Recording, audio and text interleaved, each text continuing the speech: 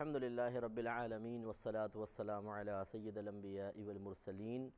اما بعد فاعوذ باللہ من الشیطان الرجیم بسم اللہ الرحمن الرحیم۔ الحمدللہ الہادی پروگرام میں مختلف ٹاپک پہ کلام کرتے ہوئے ہم نے نکاح کا موضوع شروع کیا تھا، پھر اس سے متعلقہ دیگر امور پہ کلام کرتے ہوئے طلاق کے موضوع پر آئے،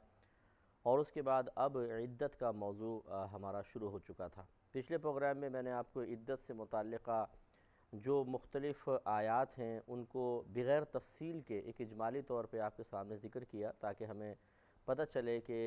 کس چیز کی عدت ہوتی ہے اور یعنی اس کے اسباب کیا بنتے ہیں، کیوں عدت ہوتی ہے، کیوں کی جاتی ہے۔ تو دو بڑے اسباب ہوتے ہیں، ایک طلاق ہوتی ہے اور دوسرا وفات ہوتی ہے۔ شوہر فوت ہوتا ہے تو عورت پر عدت کرنا واجب ہے، اور عدت کے ساتھ سوگ بھی ہوتا ہے۔ یہ اصل میں شریعت نے اس لیے لازم کر لیا کہ شوہر ایک اللہ تبارک و تعالیٰ کی بہت بڑی نعمت ہے، اور جب عورت سے زوال نعمت ہوتی ہے تو اسے حکم دیا گیا کہ اس زوال نعمت پر وہ افسوس کا اظہار کرے، اس لیے اس کو 4 ماہ 10 دن تک سوگ منانا واجب ہوتا ہے، عدت واجب ہے۔ اس میں اختیار نہیں ہے کہ جی ہم کرنا چاہ رہے ہیں نہیں کرنا چاہ رہے، جیسے کہ بعض ماں باپ جو ہیں وہ اپنی بچیوں کے لیے اس طرح کہہ دیتے ہیں بھئی ہم اپنی بچی کو عدت نہیں کروائیں گے۔ آپ کون ہوتے ہیں عدت کروانے نہ کروانے والے؟ سب سے پہلے یہ تو معلوم کر لیں کہ کیا اللہ تبارک و تعالیٰ اور اس کے رسول کریم صلی اللہ علیہ وسلم ہمیں اس کا اختیار دے رہے ہیں والدین کو کہ بھئی آپ چاہیں تو بچی کو عدت کرواؤ، چاہے تو نہ کرواؤ۔ اگر ایسا ہوتا تو پھر تو آپ کا کہنا بجا تھا، لیکن اللہ تعالیٰ اس کے رسول کچھ بات بیان کر رہے ہوں کہ یہ کام کرنا ہے، اور آپ اپنی ہی منطق بیان کر رہے ہوں کہ نہیں ہم نہیں کروا رہے۔ بھئی کیوں نہیں کروا رہے؟ آپ کو کس نے اختیار دیا؟ اس طرح وہ گناہگار ہوتے ہیں، پھر بچیوں کو بھی گناہگار کر دیتے ہیں۔ تو عدت تو کرنی ہی کرنی ہے، اور عدت میں نے آپ کو بتایا ختم ہوتی ہے مدت کے ساتھ، یہ کسی عمل سے ختم نہیں ہو جاتی۔ مثال کے طور پہ دوران عدت عورت کو گھر میں رہنے کا حکم ہے۔ اگر عورت بلا عذر بھی باہر نکل جائے، بعض سمجھتے ہیں جی عدت ٹوٹ گئی، عدت ہم نے مکمل نہیں کی۔ بھئی کیوں مکمل نہیں کی؟ وہ اصل میں ہم 1 ہفتے بعد ہی میں باہر نکل گئی تھی، تو گویا کہ وہ سمجھتی ہیں عدت ختم ہو گئی، تو میں نے عدت مکمل نہیں کی۔ حالانکہ جب شوہر طلاق دے دے، عدت سٹارٹ، شوہر کا انتقال ہوا، عدت کا آغاز۔ اب یہ ختم اسی وقت ہوگی جب مدت تمام ہوگی۔ وہ مدتیں میں نے آپ کو بتائی تھیں، ابھی پھر ریپیٹ کر دیں گے۔ اور اس سے پہلے کوئی بھی عمل آپ کر لیں، جیسے گھر سے باہر نکل گئی کوئی بہن مثال کے طور پہ، اگرچہ باہر نکلنا منع ہے بلا عذر، میں اس کی اجازت نہیں دے رہا ہوں، میں تو ایک بات کہہ رہا ہوں کہ عدت کے اندر جو کام کرنے چاہیے اس کے خلاف، اس کے منافی کوئی کام بھی کر ڈالا، باہر نکل گئی، یا جنازے کے ساتھ عورت چلی گئی، بیوی چلی گئی مثال کے طور پہ شوہر کے جنازے کے ساتھ، تو اس سے عدت کے اختتام کا کوئی تعلق نہیں ہے۔ عدت چل رہی ہے، باہر نکل گئی، واپس آئیں، پھر اپنے بیٹھیں گھر کے اندر۔ اگر بلا عذر نکلی ہیں تو اللہ کی بارگاہ میں توبہ کریں کہ کیوں نکلی، گناہگار ہوئیں، اور اگر صحیح عذر کے سبب ہے، جیسے ڈاکٹر کے پاس جانا ہے، گھر پر نہیں آ سکتا اور بہت ضروری ہے چیک اپ کرانا ورنہ جسمانی پیچیدگیاں پیدا ہو جائیں گی، اسی طریقے سے کورٹ میں پیشی ہوتی ہے، اگر نہیں جائیں گے کیس ہار جائیں گے، زمینوں وغیرہ پہ فصلیں تیار ہیں، نہیں جائے گی عورت، شوہر کا انتقال ہو گیا، یہ عورت نہیں جائے گی، زمیندارنیاں ہوتی ہیں تو یہ نیچے والے جو کسان ہیں یہ کھا جائیں گے فصلیں اور بتائیں گے نہیں۔ اس نقصان سے بچنے کے لیے کوئی بہن جاب کر رہی ہیں اور انہیں یقین ہے کہ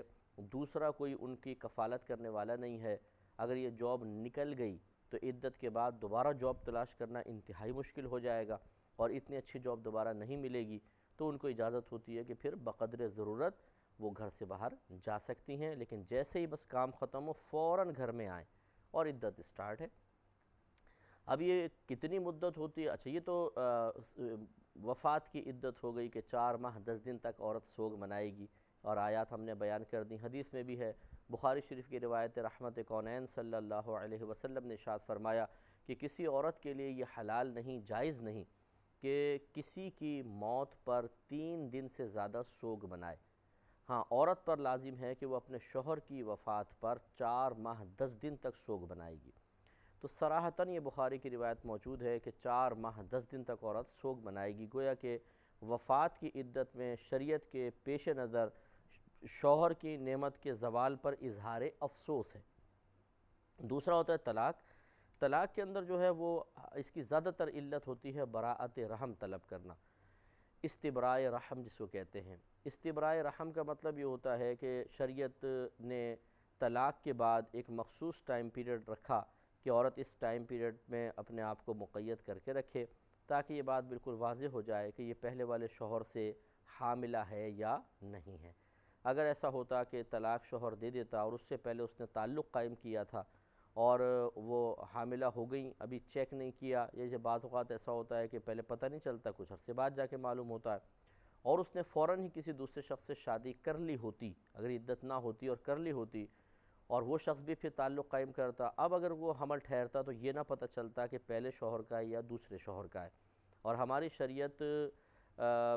نسب کے سلسلے میں بہت زیادہ محتاط ہے، اور تاکہ نسب کی حفاظت ہو، اور یہ جو خلط ملط ہو جاتا ہے بعض اوقات، جیسے باہر کے ملکوں میں ایسا رواج ہے کہ اولاد پہلے ہو جاتی ہے، شادی بعد میں ارینج کر لیتے ہیں، تو یہ شریعت ہماری پسند نہیں کرتی ہے کہ اس طریقے سے خدا نخواستہ غلط کام کیے جائیں۔ اس لیے استبراء رحم کا حکم دیا گیا، یعنی رحم کے خالی ہونے کو طلب کرنا، پتہ کرنا کہ رحم خالی ہے، پہلے والے شوہر کے حمل سے وہ رحم بھرا ہوا تو نہیں ہے، اور رحم مانے بچہ دانی اس کو کہتے ہیں، عورت کے جہاں بچہ 9 مہینے تک، 8 مہینے تک، 7 مہینے تک رہتا ہے، تو اس کو پھر یہ چیک کیا جاتا ہے، گویا کہ اس دوران عدت یہ شریعت نے اس کو چیک کرنے کا ایک طریقہ رکھا ہے تاکہ اس عدت کے دوران پتہ چل جائے کہ ایسا معاملہ ہے یا نہیں ہے۔ اب وہ مدت عدت جو ہے وہ آپ کو بارہا میں نے بتائی کہ اگر کوئی خاتون حاملہ ہیں اور ان کی عدت سٹارٹ ہو گئی ہے، چاہے طلاق کی عدت ہو، چاہے موت کی عدت ہو، اگر حاملہ عورت ہے تو جب تک بچہ پیدا نہیں ہوگا ان کی عدت ختم نہیں ہوگی۔ اب یہ ہو سکتا ہے کہ ابھی حمل ٹھہرا ہے تو 9 مہینے تک یا 8 مہینے جب بچہ پیدا ہو اتنی لمبی عدت گزارنی ہوگی، اور یہ بھی ہو سکتا ہے کہ وہ پہلے سے حاملہ چل رہی تھیں، لاسٹ منتھ چل رہا تھا، صرف 2 دن باقی تھے ڈیلیوری میں، بالفرض شوہر کا انتقال ہو گیا، اب 2 دن بعد ڈیلیوری ہوئی، بس عدت ختم، صرف 2 دن کی عدت ہوگی۔ تو یوں مطلب یہ کہ چاہے شوہر فوت ہو، چاہے شوہر طلاق دے، اگر عورت حاملہ ہے تو اس کی مدت عدت صرف بچہ پیدا ہونے تک ہی ہوتی ہے، اب وہ اس میں جتنا بھی وقت لگے۔ اور اگر ایسا غیر حاملہ ہے اور شوہر فوت ہوا ہے، اب اس کے علیحدہ عدت ہو جاتی ہے، شوہر فوت ہوا ہے تو وہی 4 ماہ 10 دن کرنی ہوگی۔ اور اگر طلاق کی عدت ہے، اس میں تھوڑی سی تفصیل ہوتی ہے کہ اگر وہ بچی کی ابھی رخصتی بالکل بھی نہیں ہوئی ہے، جیسے ہم نے آپ کو بتایا تھا کہ ایجاب و قبول ہو گیا ہے، اور لڑکی نے کبھی شوہر سے تنہائی کسی قسم کی اختیار بالکل بھی نہیں کی ہے، ایسی مطلب تنہائی کہ جس میں تعلق قائم ہو سکتا ہو، نہ رخصتی ہوئی ہے، نہ ابھی کوئی جسمانی تعلق قائم ہوا ہے، ایسی بچی کو اگر شوہر طلاق دے دیتا ہے تو اس کی تو عدت نہیں ہوتی ہے، اس پہ کوئی عدت نہیں ہے۔ پھر اگر جسمانی تعلق قائم ہو چکا ہے یا ایسی تنہائی میسر ہو چکی ہے جس میں دونوں جسمانی تعلق قائم کر سکتے تھے، کسی قسم کی کوئی رکاوٹ نہیں تھی، بس ویسے نہیں کیا، تو یہ تنہائی ایسے ہی ہے جیسے جسمانی تعلق قائم کر لیا ہو۔ اب اگر شوہر طلاق دے گا تو ہم دیکھیں گے اگر اس بچے کو حیض آتا ہے باقاعدہ تو 3 حیض عدت ہوتی ہے، اگر کسی وجہ سے حیض آنا بند ہو گیا، حیض نہیں آتا یا آیا ہی نہیں حیض ہے، تو اس کی 3 مہینے عدت ہوتی ہے۔ یہ خلاصہ کلام ہم نے آپ کو بتایا تھا، اسی کو آپ ذہن میں رکھیں، اور اب جو ہے تھوڑا سا تفصیل سے ہم آیات پہ کلام کر لیتے ہیں جن میں عدت کا بیان ہے۔ تو سب سے پہلی جو آیت ہمارے سامنے ہے یہ سورہ بقرہ کی آیت نمبر 228 ہے، جس میں اللہ تبارک و تعالیٰ نے اس عورت کی مدت عدت کو بیان کیا کہ جس کو باقاعدہ حیض آتا ہے، شوہر نے طلاق دے دی، اسے حیض آتا ہے، تو ہم نے آپ کو بتایا تھا کہ 3 حیض عورت کی عدت ہوتی ہے۔ اس کا طریقہ یوں ہوگی، عدت شمار کرنے کا طریقہ کہ جس طہر میں شوہر نے طلاق دی ہے، 2 حیضوں کے درمیان جو پاکی کے دن ہوتے ہیں اس کو کہتے ہیں طہر، ایام طہر، طہر مینس پاکی۔ تو اب یہ شوہر نے پاکی کے دنوں میں طلاق دی اور پاکی کے دنوں میں ہی دینا لازم ہے، حالت حیض میں طلاق دے گا، طلاق ہو جائے گی لیکن شوہر شدید گناہگار ہوگا، یہ طلاق بدعت کہلاتی ہے۔ اب مثال کے طور پہ طہر میں طلاق دی تو اب عدت سٹارٹ ہوگی، یہ بس مثال کے طور پر طہر میں طلاق دی، اب 4 دن بعد حیض شروع ہوا، تو یہ 4 دن تو عدت میں شمار ہوں گے ضرور، یعنی وہ عورت اپنے آپ کو عدت میں رکھے گی، لیکن حقیقتاً جو عدت کا شمار ہوگا وہ حیض سے ہوتا ہے۔ پہلا حیض آیا، پھر اس کے بعد دوسرا حیض، پھر اس کے بعد جیسے ہی تیسرا حیض آئے گا اس عورت کی عدت تمام ہو جائے گی۔ اور بالفرض اگر خدا نخواستہ مرد نے عورت کو حالت حیض میں ہی طلاق دی ہے تو پھر یہ حیض شمار نہیں ہوتا، یاد رکھیں۔ یہ حیض مثلاً 8 دن اس کو حیض آتا ہے، چوتھے دن طلاق دے دی، 4 دن یہ سمجھ لیں ایسے گزر گئے، پھر پورا 15 دن طہور ہوتا ہے، اس کے بعد 15 دن پاکی کے ایام لازم ہیں، وہ گزارے گی، اس کے بعد پھر حیض سے شمار کرے گی، پہلے والا حیض شمار نہیں ہوگا، یہ پہلا حیض، دوسرا حیض، تیسرا حیض، پھر اس کی عدت تمام ہوگی۔ اس لیے حالت حیض میں طلاق ہرگز نہیں دینی چاہیے، یہ گناہ کی صورت بنتی ہے، طہر میں طلاق دے۔ اس کے بعد جو 3 حیض آئیں گے وہ عورت کی مدت عدت ہے۔ یہی اللہ تعالیٰ نے بیان فرمایا کہ وَالْمُطَلَّقَاتُ يَتَرَبَّصْنَ بِأَنفُسِهِنَّ 3 قُرُوء، اور طلاق یافتہ عورتیں روکے رکھیں اپنے آپ کو 3 قروء تک۔ قروء جو ہے یہ قرء کی جمع ہے، کلام عرب میں قرون کہتے ہیں، یہ دو معنی میں استعمال ہوتا ہے، حیض میں بھی استعمال ہوتا ہے اور طہر میں بھی استعمال ہوتا ہے۔ اب دیکھیں کیسا اللہ تعالیٰ نے لفظ استعمال فرمایا، لفظ کو یہاں پر درج کرنے کا حکم دیا، اس کے ذریعے اللہ تعالیٰ کے پیغام کو بیان کرنے کا حکم دیا، جو کلام عرب میں 2 متضاد معانی میں استعمال ہو رہا ہے، بالکل جسٹ اپوزٹ ہیں، حیض اور طہر۔ حیض ہوگا تو طہر نہیں ہو سکتا، اور طہر کے ایام ہو تو حیض نہیں ہو سکتا، اور اس لفظ کے دونوں معانی ہیں۔ اب یہیں سے پھر علماء کا اختلاف شروع ہوتا ہے کہ جب وہ قرآن کے معانی کو متعین کرنے کی کوشش کرتے ہیں تو یہ عوام الناس جو بیچاری کہتی ہے، یہ مولوی لوگ آپس میں پتہ نہیں کیوں لڑتے رہتے ہیں، بھئی متفق کیوں نہیں ہو جاتے؟ بھئی متفق کیسے ہو جائیں؟ اب اسی لفظ کو لے لیجئے، امام اعظم رضی اللہ تعالی عنہ نے اپنے دلائل کثیرہ سے ثابت فرمایا کہ یہاں لفظ قروء حیض کے معنی میں استعمال ہو رہا ہے۔ امام شافعی رحمۃ اللہ علیہ جو اتنے بڑے مجتہد ہیں، انہوں نے اپنے دلائل سے ثابت کیا کہ یہاں لفظ قروء طہر میں استعمال ہو رہا ہے۔ تو ہمارے احناف کے نزدیک 3 حیض سے عدت تمام ہوگی، ان کے نزدیک 3 طہر سے تمام ہوگی۔ تو اس لیے مطلب، اور اس میں پھر مدت میں فرق پڑ جاتا ہے دونوں کے اعتبار سے۔ یہ ہے وہ وجہ، بڑی وجہ۔ دیکھیں اب اللہ تبارک و تعالیٰ کی گویا کہ مشیت یہ ہے، ورنہ کیا اللہ تعالیٰ یہاں پہ صراحتاً حیض یا طہر ذکر نہیں کر سکتا تھا؟ اسے کون مجبور کرنے والا ہے؟ لیکن جب اللہ تبارک و تعالیٰ نے ایک ایسے لفظ کو ذکر فرمایا جو لفظ مشترک ہے اور اس میں 2 معانی ہیں، اس سے ہی ظاہر ہو رہا ہے، اشارہ واضح طور پر ہو رہا ہے کہ خود اللہ تبارک و تعالیٰ یہ چاہتا ہے کہ علماء اسلام اللہ تبارک و تعالیٰ کے کلام میں غور و تفکر کریں، اور غور کرنے کے بعد اس کے معانی متعین کریں تو ان میں آپس میں اختلاف ہو، اور یہ اختلاف کوئی ذاتی اختلاف نہیں ہوتا، یہ ہے مسائل میں اختلاف، یہ ہے دینی اختلاف، اور اس اختلاف کو پھر اللہ تعالیٰ نے امت کے لیے باعث رحمت بنا دیا ہے۔ کوئی کسی امام کو فالو کرتا ہے، کسی مسئلے میں اس کو بڑی آسانی نظر آتی ہے، اس کو آسانی مل جاتی ہے، دوسرا شخص دوسرے امام کو فالو کر رہا ہے، اس میں بعض مسائل میں آسانی مل رہی ہے۔ یوں اللہ تبارک و تعالیٰ نے اختلاف ائمہ کو اس امت کے لیے باعث رحمت بنا دیا ہے۔ اس لیے میں اکثر یہ لفظ استعمال کرتا ہوں، کوئی برا نہ مانے، کہ عام عوام کو چاہیے کہ اپنے ننھے سے ذہن کو استعمال نہ کریں اور خواہ تنقیدات کر کے اپنی آخرت کی بربادی کا سامان نہ کریں۔ جس کی جو فیلڈ ہوتی ہے وہ اپنی فیلڈ کی گہرائی کو اچھی طرح سمجھتا ہے، مکینک انجن کے کام کو اچھی طرح خود سمجھتا ہے، کارپینٹر اپنے کام کو خود سمجھتا ہے۔ اب یہ نہیں ہو سکتا کہ وہ کچن بنا رہا ہو اور آپ کھڑے ہو کے گائیڈ لائن دینے لگ جائیں، حالانکہ آپ کو الف ب پتہ نہ ہو۔ کوئی انجن کھول کے بیٹھا ہوا ہے مکینک اور آپ جا کے انسٹرکشن دینا شروع کر دیں، نہیں۔ اور ہوتا بھی ایسا ہی ہے، جب ہم کھڑے ہوتے ہیں تو ہم بس چپ چاپ کھڑے رہتے ہیں، کام کر رہے تو ایسا نہ ہو کام بگڑ جائے، اور ہم اسے کام کرنے کا موقع دیتے ہیں، ہمیں رزلٹ چاہیے ہوتا ہے، ہمیں یہ پتہ ہی نہیں ہوتا یہ کیا کر رہا ہے۔ ایسے ہی یاد رکھیں دین کے معاملے میں بھی ہم اگرچہ الحمدللہ مسلمان ہیں، لیکن ایک ایسے مسلمان گھرانے میں پیدا ہوئے ہیں جہاں پر دین سکھانے کا باقاعدہ طور پر ہمارے گھروں میں کوئی اہتمام نہیں ہوتا۔ صرف قرآن کی عربی عبارت پڑھنے سے دین نہیں آ جاتا، صرف قرآن حفظ کرنے سے دین نہیں آ جاتا، دین تو سیکھنے سے آتا ہے۔ کثیر مسائل کو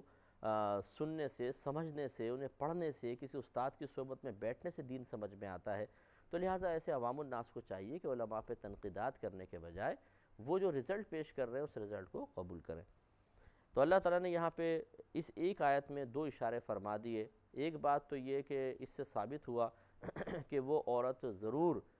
اس کا جسمانی تعلق مرد سے قائم ہو چکا ہو یا خلوت صحیحہ ہو چکی ہو، اس کی عدت ہے، وہ عدت کا بیان ہے۔ ورنہ یقینی سی بات ہے اگر غیر مدخول بہا ہوتی، میں نے بتایا تھا آپ کو یہ ٹرم یوز ہوتی ہے غیر مدخول بہا۔ غیر مدخول بہا وہ عورت ہوتی ہے کہ جس کی بھی بالکل نہ رخصتی ہوئی نہ خلوت صحیحہ شوہر کے ساتھ ہوئی، یعنی تنہائی کوئی ایسی جس میں تعلق قائم ہونے سے کوئی چیز رکاوٹ نہ بن رہی ہو، نہ کوئی جسمانی تعلق قائم ہوا، تو وہ بچی غیر مدخول بہا کہلاتی ہے اور اس کی عدت نہیں ہوتی۔ جب یہاں عدت بیان ہو رہی ہے تو اس کا مطلب یہ وہ بچی نہیں ہے، بلکہ اس کی ضد ہے۔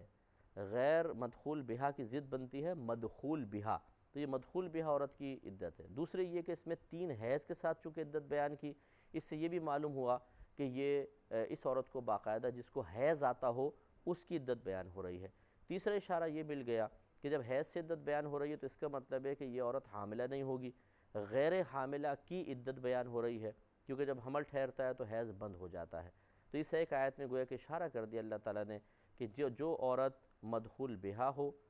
اسے باقاعدہ حیض آتا ہو، غیر حاملہ ہو، اس کی عدت ہے 3 حیض۔ اس طرح دیکھیے مسئلے نکلتے ہیں۔ تو ایسی بہنیں 3 حیض تک عدت گزاریں گی۔ پھر آگے فرمایا کہ وَلَا يَحِلُّ لَهُنَّ أَن يَكْتُمْنَ مَا خَلَقَ اللَّهُ فِي أَرْحَامِهِنَّ إِن كُنَّ يُؤْمِنَّ بِاللَّهِ وَالْيَوْمِ الْآخِرِ، اور ان عورتوں کے لیے حلال نہیں کہ وہ چھپائیں اس چیز کو کہ جسے اللہ تبارک و تعالیٰ نے ان عورتوں کے رحموں میں پیدا کیا ہے، اگر یہ اللہ تبارک و تعالیٰ اور اخروی دن پر ایمان رکھتی ہیں۔ یہ اصل میں اشارہ فرمایا اس طرف کہ اگر بالفرض ایک عورت کی مدت عدت مطلب جیسے مثال کے طور پر شوہر نے طلاق دی، عورت کو باقاعدہ حیض آتا تھا، تو مجھے مشہور ہوا کہ 3 حیض اس کی عدت ہے گزارنی۔ اب عدت اسٹارٹ ہو گئی، ایک ابھی اب عدت اسٹارٹ ہوئی لیکن حیض نہیں آیا۔ اس سے عورت کو پتہ چلا کہ اوہو، مطلب ٹیسٹ وغیرہ ہوئے کہ اچھا میں تو حاملہ ہوں۔ تو اب یہ نہیں کہ وہ عورت یہ سوچے کہ اوہو اگر میں نے کہا کہ میں حاملہ ہوں تو میری وہ مدت عدت بن جائے گی جب تک بچہ پیدا نہیں ہوگا، یہ تو 9 مہینے تک بھی جا سکتی ہے، تو میں چھپا لیتی ہوں، بتاتی نہیں ہوں کہ مجھے مطلب حمل ہے، تو میں یوں کہوں گی کہ بھی میرے 3 گزر گئے، تھوڑا 2-3 جیسے اس کے 3 حیض جس پیریڈ سے آتے ہیں، جن ایام میں آتے ہیں، ویسا کر کے اس نے تیسرے حیض کا جو اس کے دن گزرے، حالانکہ حیض تو آ نہیں رہا، حاملہ ہے، یعنی چھپا لیا حمل کا معاملہ اور کہہ دیا جی میری عدت تمام ہو گئی، کیونکہ حیض کا معاملہ تو عورت ہی جانتی ہے۔ جب حیض کے ذریعے عدت ہو رہی ہو تو عدت کے پورا ہونے کا معاملہ عورت ہی بتا سکتی ہے، وہ اس میں امینہ ہے، وہ ایک امانت ہے اس کے پاس، وہ بتائے گی کہ جی میری 3 حیض پورے ہو گئے، کیونکہ پوشیدہ معاملہ اور کوئی تو جان نہیں سکتا۔ اس سے اللہ تعالیٰ منع فرما رہا ہے کہ ایسا نہ ہو کہ اس قسم کی عورتیں حاملہ حمل ظاہر ہو جائے اور یہ جھوٹ بول کر کہ 3 حیض میری عدت ہے اور جھوٹے حیض بتا کر اور اپنے آپ کو عدت سے باہر نکال لیں اور پھر حمل چل رہا ہے ان کا، یہ غلط ہوگا۔ اس پہ انشاءاللہ مزید کلام کریں گے نیکسٹ پروگرام میں۔ وآخر دعوانا